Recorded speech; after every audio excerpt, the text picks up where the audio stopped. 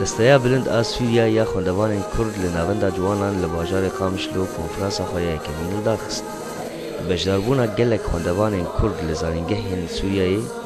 چند نونرین تبگر سیاسی یا کرد دستیا بلند آ کرد و چند کسی سر بخواه.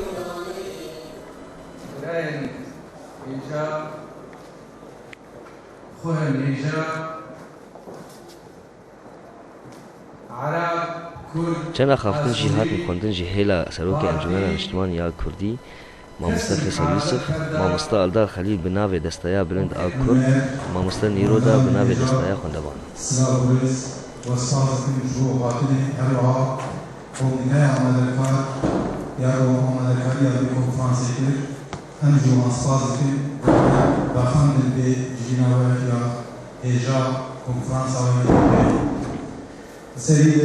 نعلن اليوم تأسيس الهيئة السورية العليا للطلبة الكرد في سوريا. هذه الهيئة التي كانت تشكل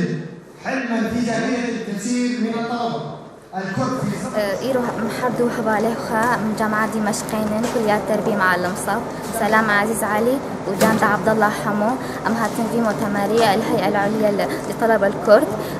أم سباسيا وتكن أم بيروز الحمي حبالي خوتكن أم سركفتني ملتي كرد خوازن وأم خوازن أنواع ملتي كرد حمن بن خندوان وبيروز إن شاء الله بيروز بالهوالي محمى سعادة وخش.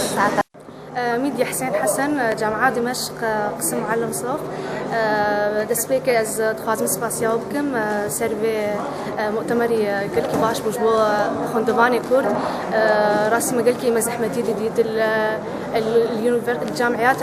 الشامية وانها تشتك قلكي باش انه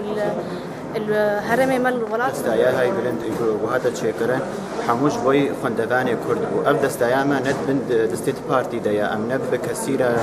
كارتجن نكسي تشتكاري كاري قاعد دايا ما يعني هناك قوتي ما درابن ذي كاري أم خب خد درابن جوين خدمته خندواني خوي كرد بكن إيرو خندواني ما كرد بر زحمتي وإيشي دبيني جبر فيها رياي قط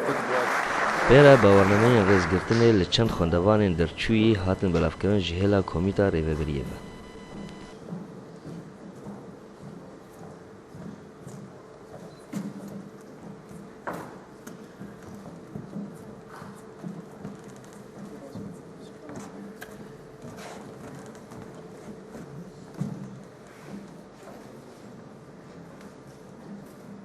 ایماد کردو قامشلو اورینت نیوز